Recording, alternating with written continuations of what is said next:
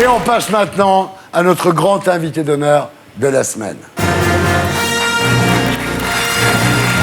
vous. Je crois que c'est vous, Philippe.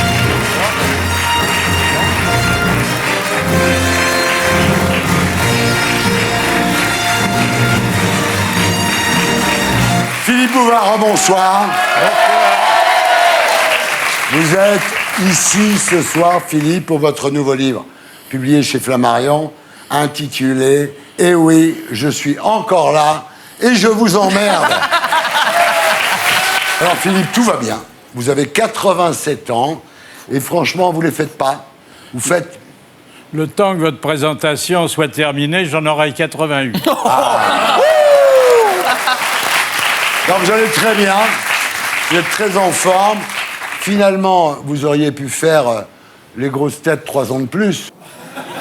Oui, d'ailleurs, c'est ce que le président de RTL a bien voulu me dire. Mais bon, il fallait penser à la relève de toute façon. Et voilà. C'était quand même mieux avec vous qu'avec l'autre PD, hein. Surtout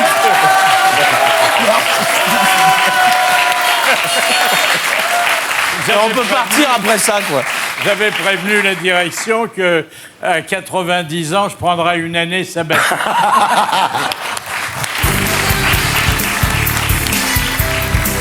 Des copains.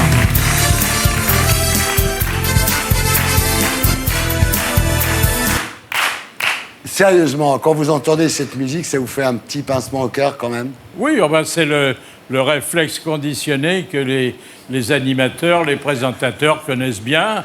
Il y a 3 ou 4 notes et puis on est un autre homme pendant une demi-heure ou 1 heure. Ça dépend du budget de la station. Je l'adore! Est-ce que vous avez écouté ce que fait Ruquier?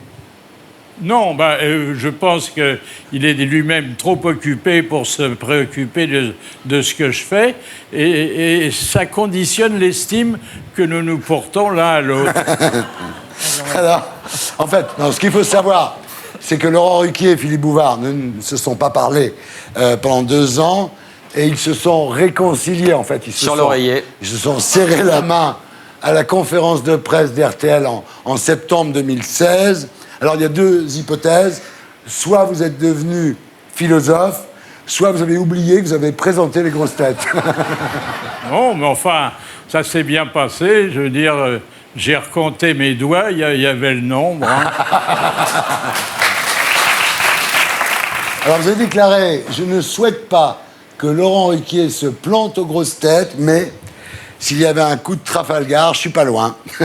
On sait où me trouver. » Vous savez, il faut savoir tourner les pages, mais quand il y a eu beaucoup de pages, c'est long et c'est pas commode. Bravo. Ici la voix. Oui.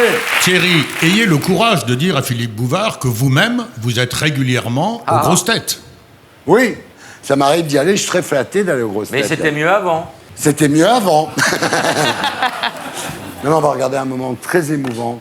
C'est la dernière des grosses têtes de Philippe Bouvard.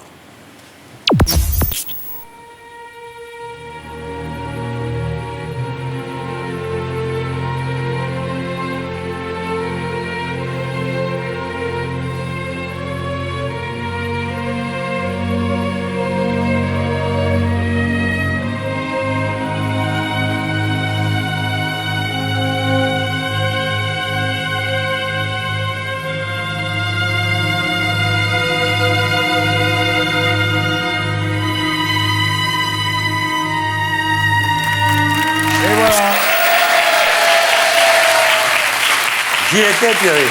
Tu étais... Tout le monde pleurait. Bah oui, mais c'est normal. Alors, vous savez qu'en plus, non seulement vous êtes parti, mais en plus, RTL va déménager et ils ont enlevé la Vassarelli, là. Ils ont sacrifié leur façade et la mienne n'est pas en très bon état.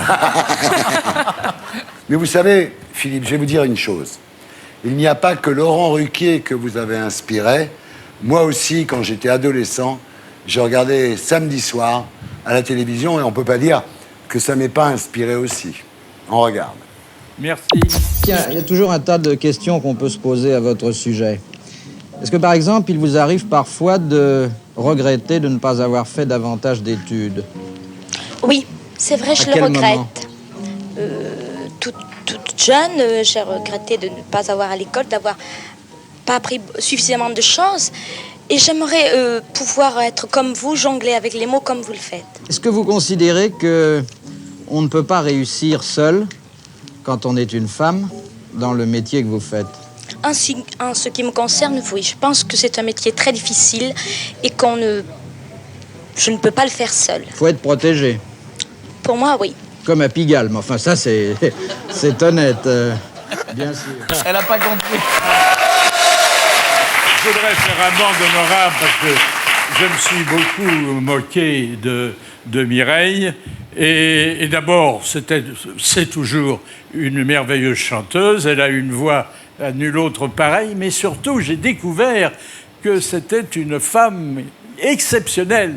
Parce que je me suis moqué d'elle pendant, par galanterie, je dirais une quarantaine d'années. Et un jour, je reçois une lettre de l'Élysée disant « Vous êtes invité à la remise de la Légion d'honneur à mademoiselle Mireille Mathieu. » Ouais. Alors je dis « Bon, elle convie toute la presse, j'en fais partie, c'est gentil à elle, mais j'y vais par curiosité. » Et j'étais le seul journaliste avec la famille. Vous aviez fait un coup à Mireille Mathieu à la radio, c'est-à-dire que Johnny Stark, qui était le manager de Mireille Mathieu, avait demandé à Philippe de préparer. Philippe a donné les questions et Mireille avait préparé les réponses. Sauf que Philippe a commencé à la deuxième question et c'était épouvantable parce qu'elle répondait dans l'ordre, mais à partir de la deuxième question. Il y a eu un petit décalage, hein. Alors, moi aussi, comme Laurent Ruquier, j'ai voulu vous enterrer. Malheureusement, ça n'a pas marché. On regarde. Essayez pour voir, voilà. Ouais, attendez. Ouais. C'est pas très grand. Non, hein, on aurait peut-être dû faire un peu moins haut, mais un peu plus large. Moi, je crois que vous avez un peu... On a fait une connerie, là. Ouais. Oui, mais bien, c'est vrai, vous avez raison. Le velours rose vous va très très bien avec vos yeux. Oui, mais vous avez un peu lésiné et du coup, je me sens pas très à l'aise. Ouais. Hein. Et voilà.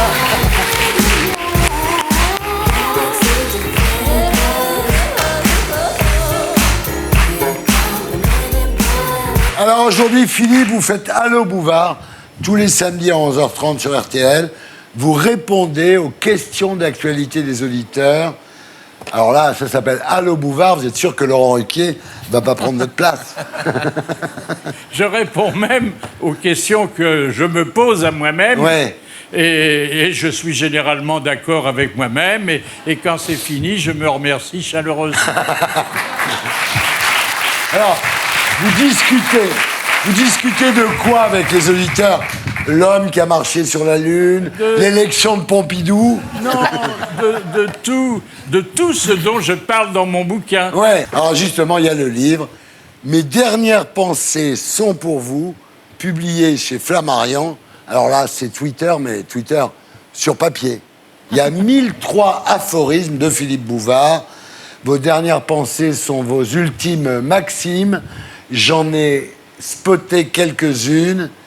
Les manuels scolaires confirment déjà que Hollande n'a pas réussi à passer de la géographie à l'histoire. Alors ça, c'est pour Bernard Kouchner. Il ne faut pas se moquer des ministres. On n'est jamais certain de ne pas le devenir un jour. Le destin paradoxal de l'être humain, alors ça j'adore. Faire l'amour comme un animal et en parler comme un poète. C'est extraordinaire. Maintenant, on peut inverser. Ouais. Je suis pas sûr que les dames soient contentes. Je fais moins confiance à l'argent depuis que l'homme le plus riche du monde est mort. 87 ans, putain, merde. C'est pas vrai. Ah, ça c'est très beau. Tromper une femme aide à oublier qu'on s'est trompé de femme. Et la dernière, la mort, châtiment suprême des hommes qui n'ont commis d'autre crime que de vivre.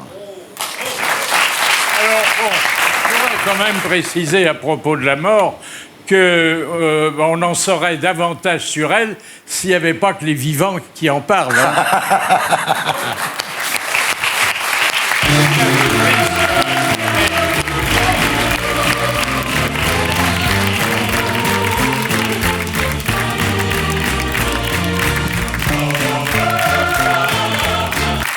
Alors, Philippe, vous n'avez révélé que très tard être juif.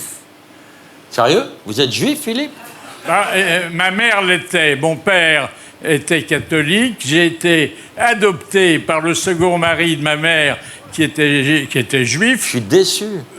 Mais j'ai été baptisé à l'âge de 23 ans pour épouser une femme catholique. J'espère que vous m'avez suivi, là. Hein. Oui. J'ai très bien suivi, mais il y a une chose qui m'étonne beaucoup, c'est que quand vous avez épousé Colette, vous ne lui avez pas dit que vous étiez juif. Oh. Elle l'a vu. Écoutez, elle l'aurait vu si je l'avais été. Vous êtes sûr que vous êtes juif? Vous n'avez pas juste une mère très chiante, quoi. Non, mais bon, tout ça est loin, mais ça m'a laissé le souvenir d'une enfance traquée, douloureuse, qui fait que je suis aujourd'hui un peu moins européen que d'autres. Oui, en fait, c'est le fait d'avoir dû vous cacher pendant la guerre et être victime de privations qui vous a laissé cette peur de manquer et votre boulimie de travail, en fait. Oui, il y a de ça. Ouais. Il y a de ça. C'est la seule chose que je dois à l'occupation. Hein. Oui. Il n'était pas dur à cacher. Hein. Et pour être sûr de ne rien rater de Inarditube, abonnez-vous et mettez un pouce bleu.